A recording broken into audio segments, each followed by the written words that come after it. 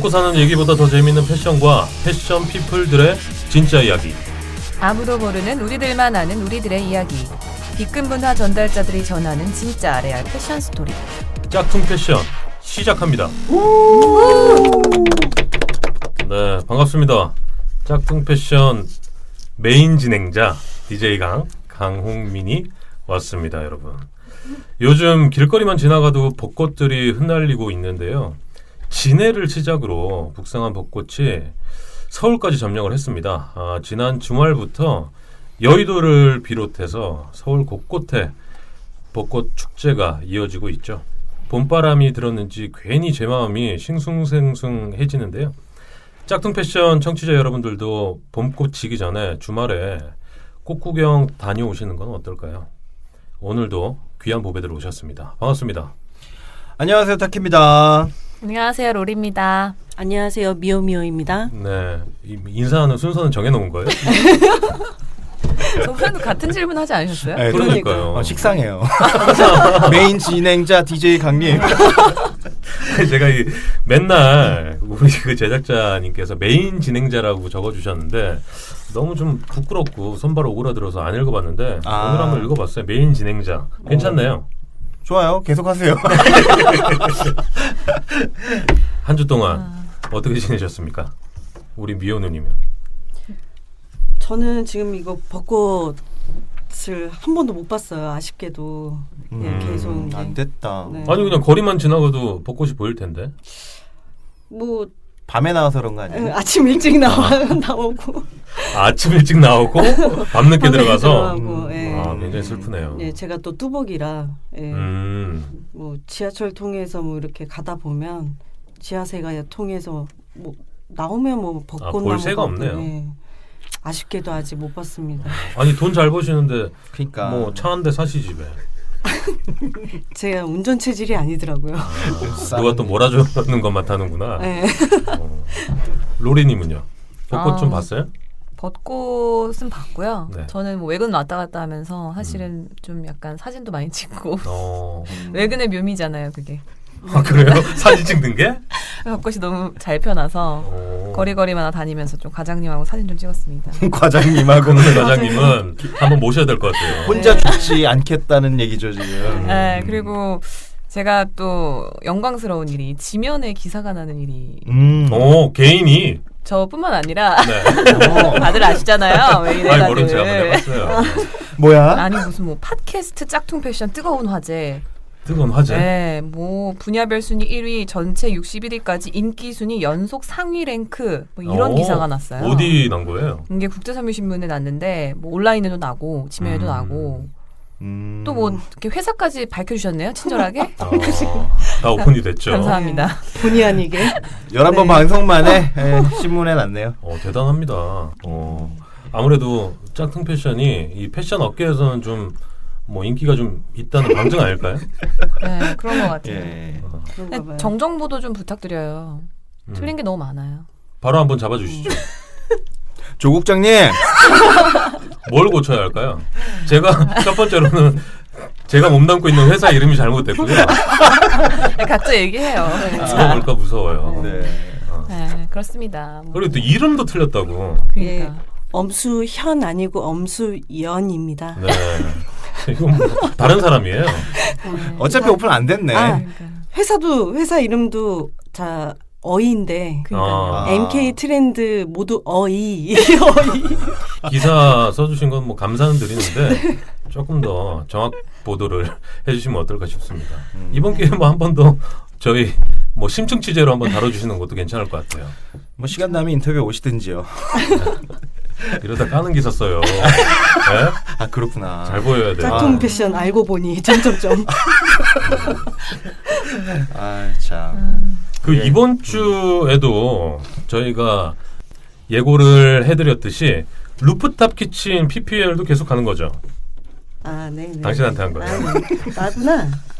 오랜만에 오니까 또 오락가락하네요. 그러니까 지난주에 방송에 참여를 안 하셨구나. 네, 방송에 됐습니다. 참여를 못 하시고 네. 과다한 업무로 인해 네네네. 끝나고 디프리는 잠깐 오셨죠. 네네. 디프리 기억나세요? 아 기억나는데 잊고 싶어요. 굉장히 취했던데. 왜 기억나는 거예요? 나는 동생인 줄 알았어. 엄청 취해가지고.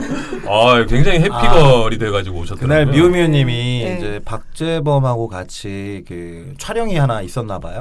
그래서 거기서 분위기가 되게 좋았던지 그 만취가 되신 채로 아유, 우리 정말 기억은 난다는 거죠? 제이팍은 정말 멋있는 분이고 네.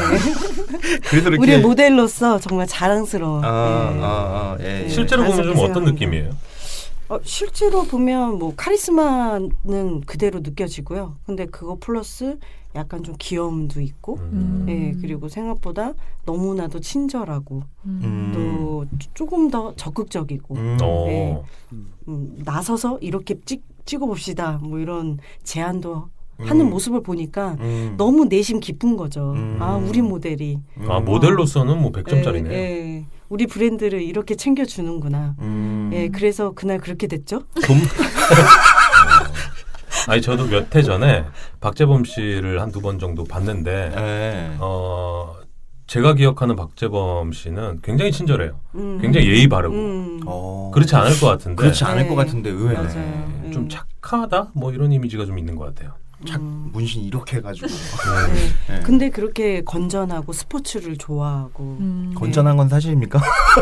그렇게 알고 있습니다. 아 그래요? 예. 역시 광고주님이라 아니, 모델 초이스를 잘했네요. 저희 MBA 모델로서 야 야, 이사 나갔다고? 이제 막 아이고야. 이제 가는구나 그냥 네. 막. 사장님?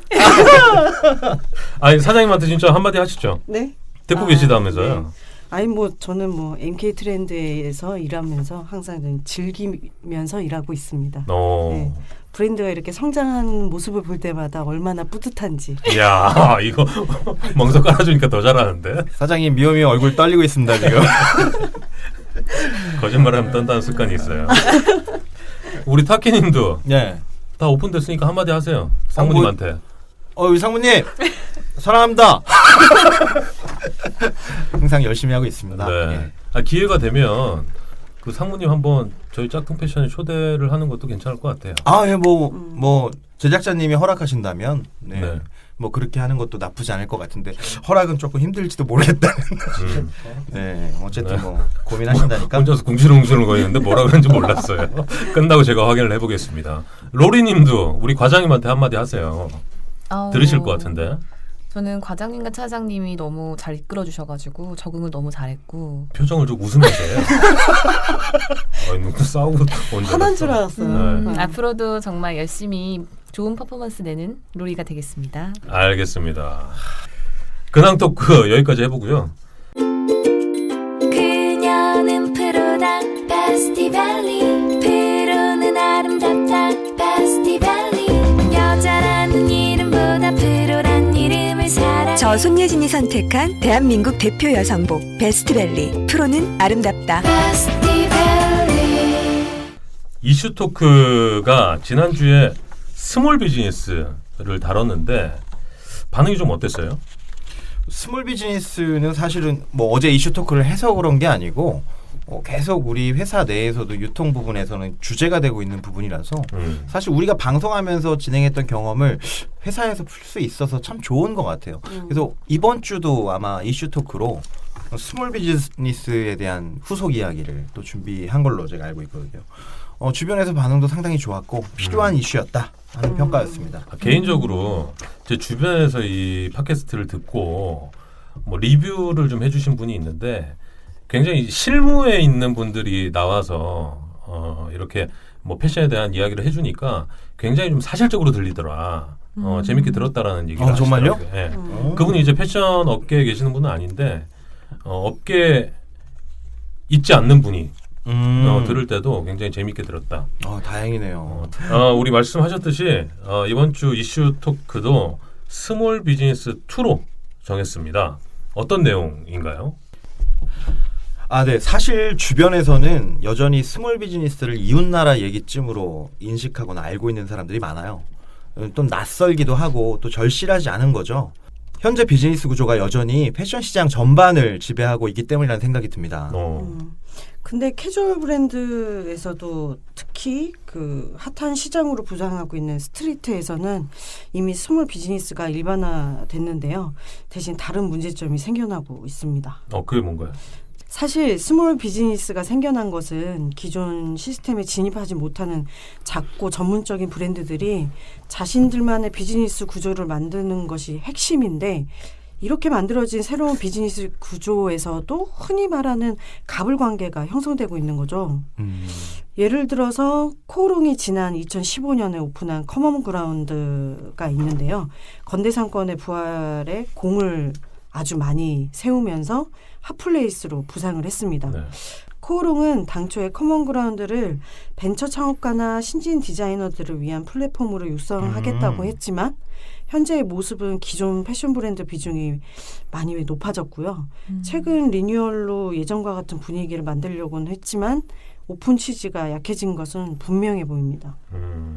커먼 그라운드가 그 스몰 비즈니스의 창구 역할이 아니라 브랜드를 위한 쇼핑몰로 변질됐다는 얘기네요. 그렇죠. 그 부분에 있어서 또 수수료도 큰 문제인데요. 스몰 비즈니스를 지향하는 브랜드들은 소량 생산을 하기 때문에 생산비가 꽤 높은 편이에요. 근데 수수료를 일반 패션 브랜드들과 그냥 거의 동일하게 받으면서 가격이 많이 높아질 수밖에 없는 거죠. 네, 마찬가지로 스몰 비즈니스의 견인차 역할을 했던 편집샵, 또 인터넷 쇼핑몰들도 비슷한 환경으로 좀 변했는데요.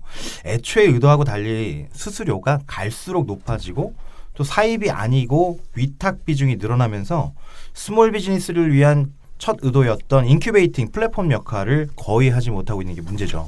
결국 그 스몰 비즈니스의 세계에서도 새로운 비즈니스 구조가 생겨나고 있다는 의미네요. 네, 맞습니다.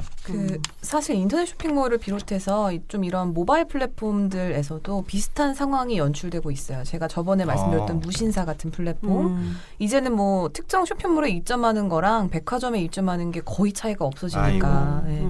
수수료나 뭐 기타 여러 가지 재고 문제에서도 이게 뭔가 스몰 비즈니스의 경계가 조금 모호해지고 있지 않나. 그런 생각이 듭니다. 그럼 스몰 비즈니스의 원래 취지와는 좀 달라지는 거 아닌가요? 그러게요. 그 스몰 비즈니스의 취지는 사실은 환경이 좀 부족한 사람에게 좀 보강하는 입장에서 준비를 했는데 뭐 사실은 약간 문제가 생기고 있지만 언제나 그렇듯이 문제가 생기면 또 그에 대한 해법이 마련되듯이 새로운 플랫폼들이 꾸준히 또 그 뒤를 이어서 또 만들어지고 있죠. 뭐 예를 들어서 서울숲 근처에 위치하고 있는 언더스탠드 애비뉴라는 곳이 있어요. 거기는 비교적 소규모 브랜드를 위한 공동체 그 플랫폼으로 역할을 수행하고 있고요. 사회적 기업 또 청년 벤처들이 운영하는 브랜드들에게 판매 공간을 제공하는 건 당연하고요. 마케팅과 컨설팅을 일부 무상으로 지원까지 하고 있어서 요즘에 스타트업 기업들이 서울숲 근처에 위치하는 데 큰 역할을 해주고 있답니다. 괜찮네요. 네, 또 5월 말에 성수동에는 그 새로운 복합문화 유통공간 에스팩토리가 오픈한다는 소식이 있습니다. 그래서 이 에스팩토리 같은 경우는 브랜드숍, 뭐 리테일 공간, 전시, 공연, 플리마켓 같이 약간 오픈 스페이스로 꾸며져가지고 좀 많은 컨텐츠를 다룰 것 같은데요. 여기에 독립 생산자의 입점을 우선으로 하는 팩토리 리테일이 꾸며진다고 해서 뭐 스몰 비즈니스 관심 있는 분들은 기대해 보셔도 좋을 것 같습니다. 네. 지방에도 비슷한 오프라인 플랫폼들이 많이 생겨나고 있는데요. 전주 남부시장의 청년 창업가를 위한 청년몰이 그 대표적인 청년몰? 사례입니다. 예. 전통 시장 안에 젊은 청년들의 기발한 상품들과 아기자기한 공예 상품들을 구경할 수 있는데요. 패션, 음식, 디자인, 상품, 다양한 문화체험이 가능하다고 합니다. 그리고 전남 순천에는 지난 2월 오래된 양국창고를 리모델링해서 청년들의 창업 공간으로 탈바꿈시켰는데요. 그게 1961년부터 공물을 보관했던 창고로 이곳을 개조해서 22개 청년 점포와 공연이 가능한 무대 및 작품 전시 공간으로 활용할 수 있는 청춘 창고로 사용하고 있습니다. 제가 얼마나 전주 남부시장을 가봤거든요. 가보신 분 있으세요? 아니요, 전 사진만. 정말 가보고 싶더라고요. 괜찮아요.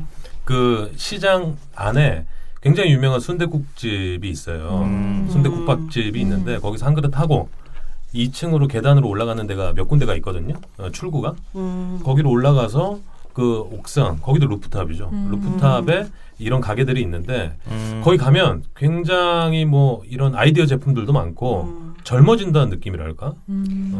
그 사진상으로는 그 인사동의 쌈짓길 비슷하게 맞아요. 생겼죠. 아 진짜로요? 거기 네. 그 전주에 있는 남부시장 그 네. 공간은 그렇게 크진 않아요. 크진 않는데 공간을 아기자기하게 굉장히 잘 꾸며놨더라고요. 순천에 여행을 가거나 전주에 여행을 가면 꼭 들려봐야 되겠네요. 네. 거기가 하나의 그 관광 코스? 예를 들어 전주에 있는 한옥마을을 갔다가 남부시장 가서 이제 제가 아까 말씀드린 그 국밥을 한 그릇 하고 다시 올라가서 뭐 체험도 하고 구경하고 필요한 물건 있으면 이제 사서 내려오는 그런 시스템이 돼 있어요. 또 요즘에 또 그 흔히 말하는 그 플리마켓이라고 들어보셨죠? 네. 네. 그 요런 벼룩 시장의 개념들이 여기저기서 운영이 되고 있는데 사실 뭐 이런 것들도 그 스몰 비즈니스를 지향하는 사람들을 위한 플랫폼으로 진화하고 있고 또 예약을 빨리 하지 않으면 절대 좋은 자리를 얻지 못할 정도로 인기가 많아지고 있습니다. 맞아요. 저도 되게 가보고 싶은 장소가 있었는데 그 인스타그램에서 되게 핫해요. 여기가 그 문호리 마켓이라는 플리마켓인데요. 문호리? 네, 많이 문호리. 들었어요. 네, 네. 되게 많이 올라와요. 그 양평 서종면의 문호강변에서 토요일에 격주간으로 열리는 문호리 마켓인데 여기가 뭐 패션 소품, 뭐 공예품, 음식까지 뭔가 손수 제작한 제품들을 판매하면서 젊은 층들 사이에서는 뭐 새로운 데이트 코스로 아주 급부상하고 있습니다. 성수동에서 또 열리는 서티 마켓도 있는데요. 국내 신진 디자이너 브랜드들을 주축으로 패션, 리빙, 예술, 디자인, 푸드, 팬시 등 다양한 분야의 콘텐츠를 대중에게 소개하는 복합 문화 행사입니다. 크리에이티브 디자이너들이 모여서 자신의 아이덴티티를 선보이면서 다양한 신제품을 한 곳에서 선보일 수 있도록 기획한 마켓이라고 하네요. 이 밖에도 여의도 한강공원, 동대문 DDP, 청계천, 청계광장, 반포 한강공원 등에서 주말을 활용해 밤 도깨비 야시장에서도 다양한 푸드트럭과 함께 패션, 잡화, 소품, 주얼리 등을 판매하는데 1인 기업이 메인 셀러들로 많이 참여하고 있어요. 아니 제 개인적으로는 플리마켓 하면 예를 들어 뭐 그 DIY 제품이라든지 수공예 제품 굉장히 제한적인 네네. 제품들로만 가지고 와서 이런 마켓에 참여하는 분들을 본 적은 있거든요. 네. 근데 아까 우리 미우미호님께서 말씀하셨듯이 신진 디자이너들이 이런 그 자신이 만든 옷을 가지고 나온 거는 아직 보지는 못했어요. 저도 못 본 것 같아요, 그거는. 저도 그러니까 이게 그 오프라인 말고 온라인에서도 혹시 그 참여할 수 있는 이런 마켓들이 있나요? 그럼요. 사실 롤이 전문 분야지만 온라인에서는 이런 플랫폼들이 넘쳐나고 있습니다. 지난주에 또 소개도 했죠. 아이디어스라는 그 어플리케이션도 있다고. 무신사, 룩디크 뭐 이런 것들 유명 온라인 쇼핑몰에선 로토코 같은 그런 디자인 온라인 편집샵까지 온라인에서는 정말 다양해요. 근데 이제 아까도 얘기했듯이 이런 온라인 쇼핑몰들도 규모가 커지면서 애초에 기획 의도인 스몰 비즈니스를 위한 그 플랫폼은 역할이 축소되고 있는 거죠. 그래서 최근에는 파워블로거 그리고 인스타그래머들이 자신들의 막강한 팔로워 영향력을 발휘해서 SNS 커머스로 발전하는 모습들이 많이 보이고 있는 상황입니다. 왜냐하면 본인들이 자연스럽게 옷을 착용하고 그 부분에서 이제 문의를 많이 받다 보니까 바로 이 부분을 이제 구매 대행 또는 아니면 이제 구매 신청까지 다 받게 되는 거죠.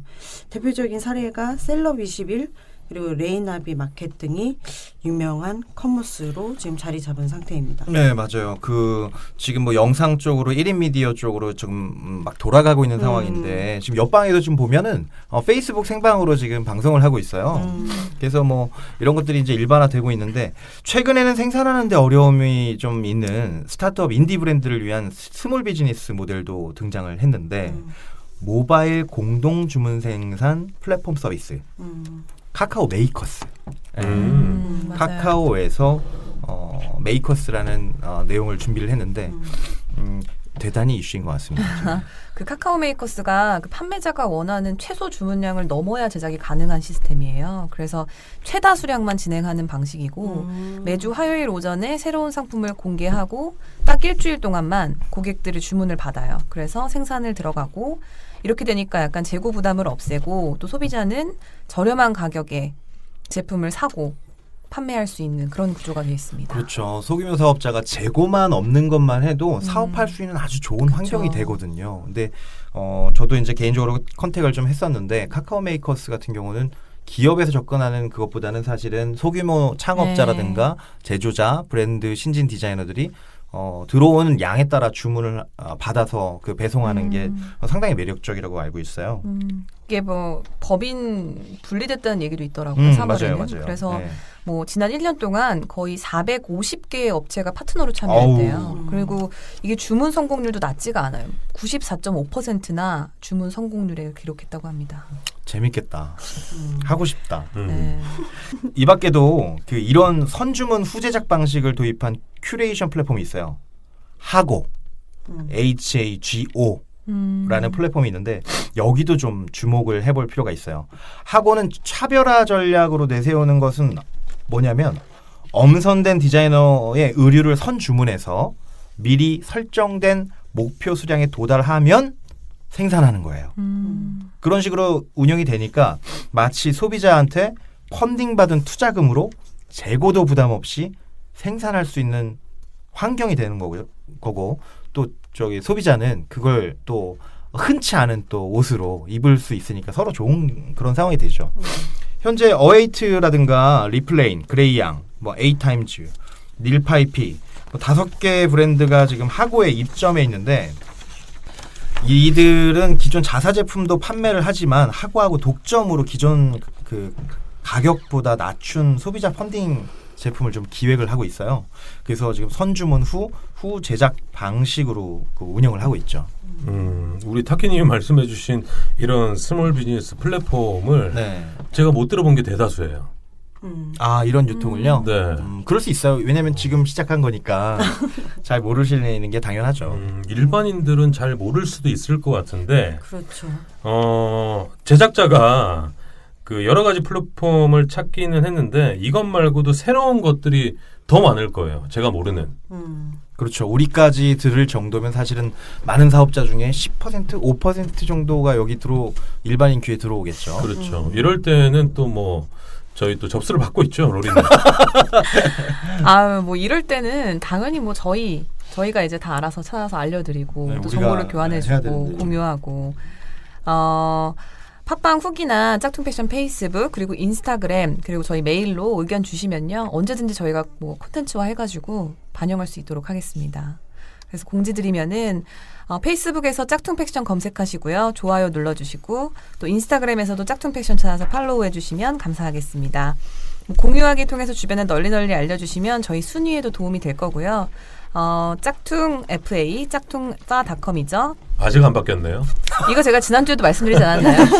아니 강 MC님이 책임지고 바꾸겠다고 그렇게 얘기를 하셨는데 네. 바꾸려 양이 없어요. 그래요? 제가 제 양반 이길 수가 없어요. 아이고. 네, jjakTungfa gmail.com 이쪽 활용해서 뭐 궁금한 점 더 소개해 줬으면 좋겠다 하는 플랫폼 뭐 아니면 광고 문의 환영합니다. 네, 많이 의견 주시면 감사하겠습니다. 네, 이번 주 이슈 토크 스몰 비즈니스 2탄으로 준비를 해봤는데 사실 이 유통의 변화가 스몰 비즈니스로 또 흘러가는 거 아닌가 이 이슈 토크만 들었을 때는 그렇게 생각하시는 분들이 계실 것 같아요. 뭐 간단하게 우리 타키님이 정리를 해주시고 마무리할게요. 어떤가요? 일단은 이 패션 관련한 사업자들의 대다수가 사실 브랜드를 중심으로 일을 하고 있고 이 스몰 비즈니스의 영역은 사실은 3% 미만일 거예요. 하지만 이런 3% 미만의 이 스몰 비즈니스가 조금씩 더 커 나가야 이 패션 시장에 대한 어떤 유통 환경이라든가 또 소비자들의 이익도 충분히 더 발전할 수 있다고 생각을 하니까 좀 더 우리가 깊게 좀 더 짧게 쪼개가지고 성공하시는 분들이 많았으면 좋겠어요. 네. 관심도 많이 갖는 게 중요하겠죠. 네. 맞습니다. 네. 이슈 토크 여기까지였습니다.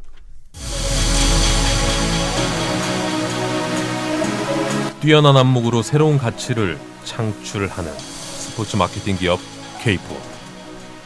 다양한 분야에서 전문적이고 통합적인 마케팅 컨설팅을 제공하는 K폰. K폰은 최고를 지향합니다. 스포츠 마케팅을 비롯해 마케팅이 필요한 여러분들의 연락을 기다립니다. 네이버에서 K폰을 검색하세요.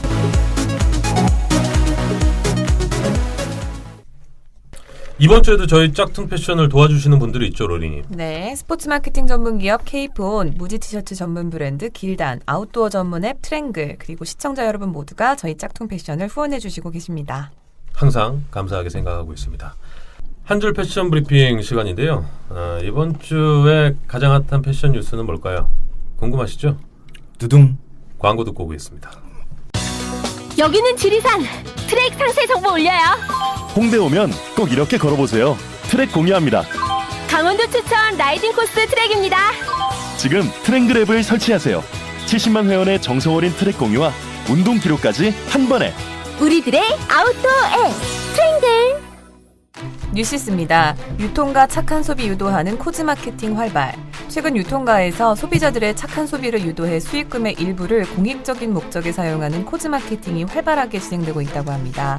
기업이 주도하는 일방적 사회공헌 활동을 넘어서 소비자들에게 구매 명분을 제공하고 참여를 유도해 소비자와 기업이 함께 사회적 이슈나 공익 달성을 위해 동참하는 방식인데요. 소비자, 기업, 사회 모두에게 도움이 되는 일석삼조의 효과를 낸다는 평가를 받고 있습니다. 헤럴드 경제입니다. 신세계 인터내셔널 프리미엄 남성복 사업 확대한다. 신세계 인터내셔널이 가성비를 높인 프리미엄 남성복 사업을 적극적으로 확대한다고 합니다. 지난해 말까지 전국 3개 매장이었던 코모도는 순식간에 매장을 22개까지 늘렸는데요. 올 연말까지 총 25개 매장을 확보해 150억 원의 연매출을 올릴 계획이라고 합니다. 신세계 인터내셔널의 여성복 톰보이가 성공적으로 부활한 것처럼 코모도를 국내 정상급 브랜드로 다시 세워 우리나라 남성복의 전통을 이어나갈 수 있을지 기대해보겠습니다. 다음으로 뉴시스입니다. 롯데마트 PB 의류 브랜드 태 출시 1년 만에 20, 30대 고객 크게 늘어. 롯데마트가 지난해 3월 첫 선을 보인 PB 의류 브랜드 태가 대형마트를 찾는 20, 30대 고객의 마음을 사로잡고 있다고 합니다. 40대 고객들이 가장 많은 비중을 차지하는 대형마트 패션 카테고리 내에서 다른 국내 SPA 브랜드와는 달리 유명 모델 기용 없이 상품 자체만으로 이뤄낸 결과라고 하는데요. 20대와 30대 고객의 마음을 움직인 비결은 유명 디자이너와의 콜라보레이션, 그리고 생산 방식 개편을 통해 최신 트렌드를 반영하는 점, 또 젊은 부부를 위한 패밀리룩 라인 강화에 있다고 합니다. 다음으로 경향신문입니다. 여기 마트 맞나요? 놀러갔다 물건도 산다. 대형마트를 비롯한 쇼핑몰들이 전통적인 쇼핑 공간의 틀을 벗어나 지역 주민과 가족 고객들의 놀이터로 변모하고 있다고 합니다. 쇼핑과 놀이를 함께 할 수 있는 리테일테인먼트 공간으로 진화하며 고객 유입 통로를 넓히고 있는 것인데요. 신세계 경기 시흥 프리미엄 아울렛은 어린이 동반 가족들을 위해 2,200평 규모의 대형 어린이 놀이터와 풋살 경기장을 조성했고, 홈플러스는 지난 2일 경기 파주 운정점에 500평 규모의 트램펄린 파크, 점핑 스파이더를 열었다고 합니다. 대형마트뿐만 아니라 백화점과 아울렛들도 체험시설 확충에 힘을 쏟는 분위기라고 하네요. 한 줄 패션 브리핑이었고요. 이번 시간은 강타키의 이거 알아요 시간입니다. 빠밤. 네. 이번 주 주제는 뭔가요? 네, 이번 주의 주제. 그러니까 여러 그 주제 중에서 수수료 백화점 수수료. 편을 오늘 얘기를 백화점 수수료요? 네, 하려고 합니다. 자, 퀴즈예요.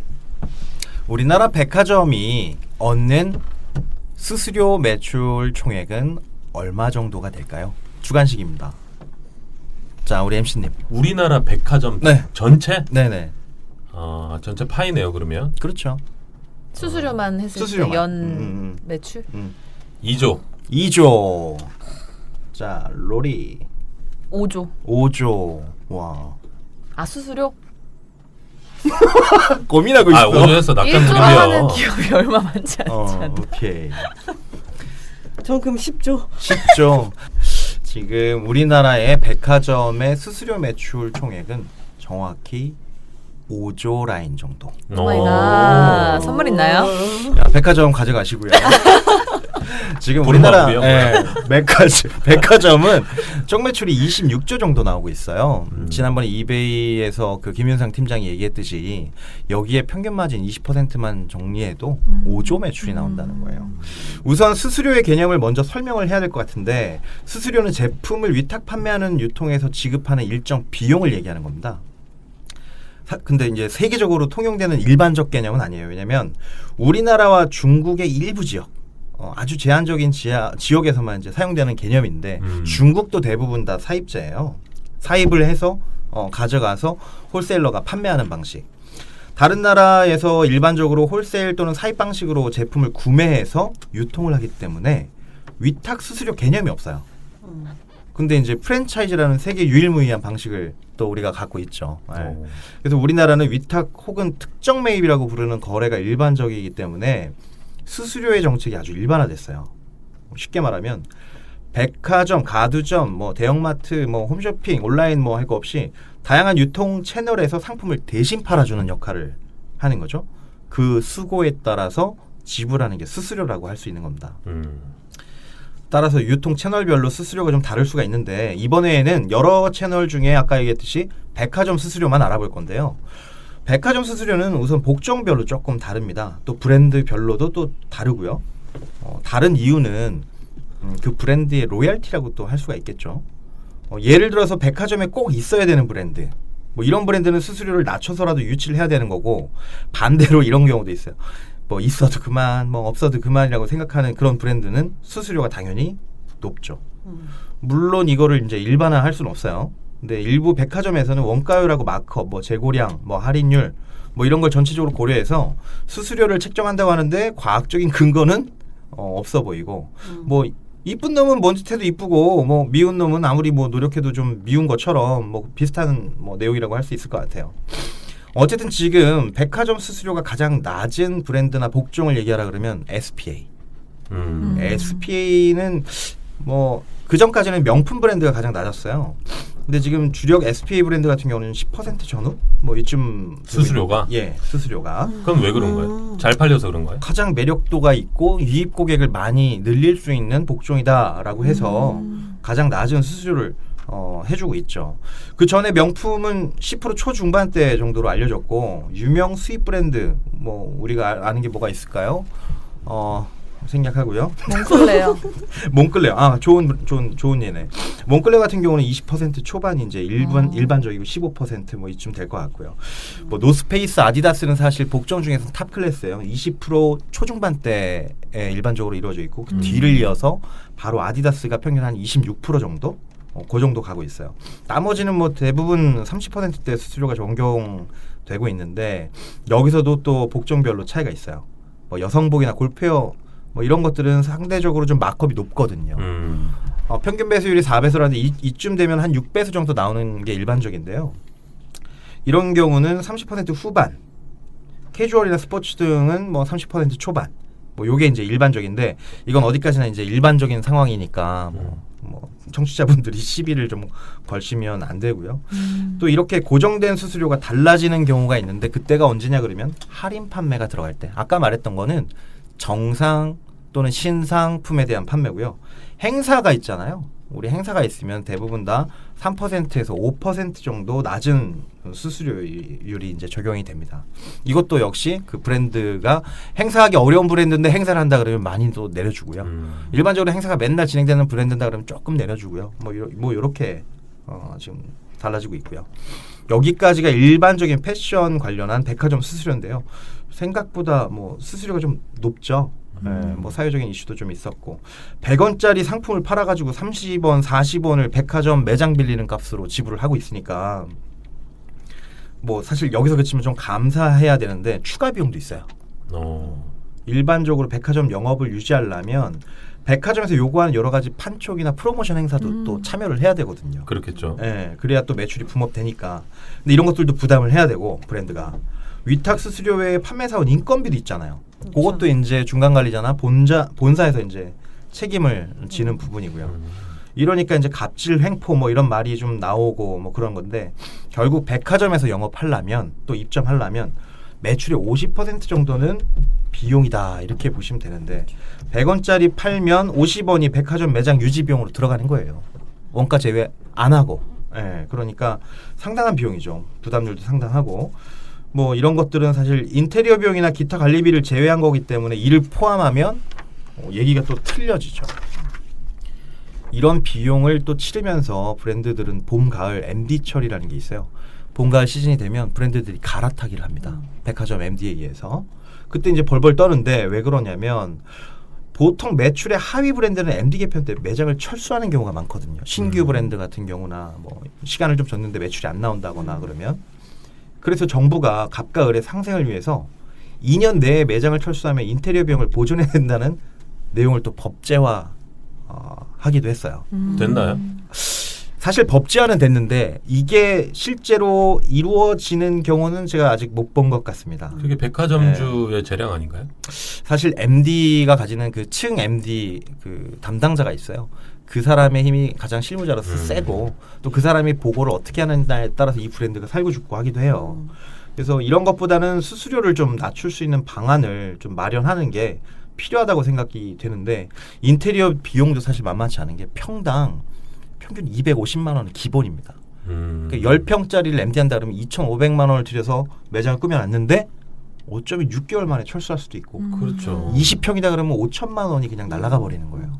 공사는 또 얼마나 기가 막히게 하냐면 밤 9시에 문을 딱 닫으면 그때 백화점 브랜드 담당자들이 행거에 옷을 걸어 쫙 들어갑니다. 엘리베이터로 막 서로 타려고 막 난리인데 옷을 가지고 딱 계단에 보관해 놓으면 새벽 5시, 6시 때는 도저히 이 공사가 되겠느냐 막 이렇게 하다가도 기가 막히게 9시면 공사가 끝났어요. 마치 군대라고 보면 됩니다. 기가 막힙니다. 미싱하듯이. 네. 그러면 브랜드 담당자들이 행거를 쫙 갖고 와서 DP에 놓은 집게다 다다다다다 걸고 딱 끝내고 사진 딱 찍고 바로 영업 시작. 아침 음악 쫙 나오면서 이제 영업 시작. 대단한 내용이죠. 그래서 뭐 사실 인테리어 비용도 그렇고 부담률도 그렇고 뭐 그래서 지금 백화점 수수료가 너무 높다는 이슈로 많이들 얘기하고 있는 게 일반화된 얘기고요. 오늘 여기까지 이거 알아요 마치고요. 다음에는 홈쇼핑 편을 얘기하도록 하겠습니다. 알겠습니다. 제가 궁금한 것 중에 하나가 네. 어떻게 보면 굉장히 1차원적인 질문이 될 수도 있는데 네.